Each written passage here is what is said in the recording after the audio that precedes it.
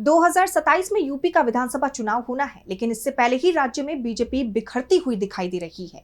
Party के एक अहम सहयोगी ने अपनी ही सरकार के खिलाफ मोर्चा खोल दिया है, जिससे राज्य की सियासत में उबाल आ गया है।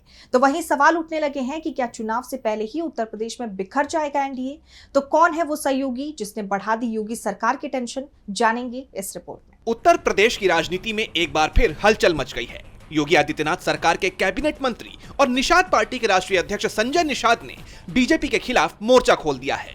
निषाद ने न सिर्फ बीजेपी को खुली चुनौती दे दी है, बल्कि साफ शब्दों में कहा है कि अगर बीजेपी को लगता है कि निषाद पार्टी से उसे कोई फायदा नहीं है तो गठबंधन तोड़ दे। उन्होंने बीजेपी के कुछ स्थानीय नेताओं को छुटभैया नेता कहते हुए उन पर माहौल खराब करने का भी आरोप लगाया और कहा कि सपा बसपा से आए इंपोर्टेड नेता उनके खिलाफ बयानबाजियां कर रहे हैं। कि जो कुछ चल रहा है, अगर भाजपा को लगता है कि हम लोगों से फायदा नहीं मिल रहा है तो गठबंधन तोड़ दे। क्यों छोट भैया नेता से अब सब करवा रहे हैं? चाहे राजभर के भी यहाँ नेता हूँ अब सब। वीडियो में आगे निषाद ने जयप्रकाश निषाद, पीयूष रंजन निषाद और राज्य मंत्री रामकेश निषाद का नाम लेकर हमला बोला। 2027 में होने वाले विधानसभा चुनाव से पहले ये राज्य में बीजेपी के लिए एक बड़ा झटका माना जा रहा है।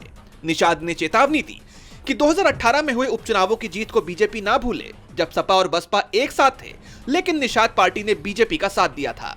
इस तेवर से साफ है कि निषाद समाज को अनुसूचित जाति में शामिल कराने की पुरानी मांग को लेकर वो अब आर पार की लड़ाई के मूड में हैं। अब 31 अगस्त को होने वाले जनजाति दिवस के जरिए निषाद पार्टी अपनी ताकत का प्रदर्शन करने की तैयारी में है।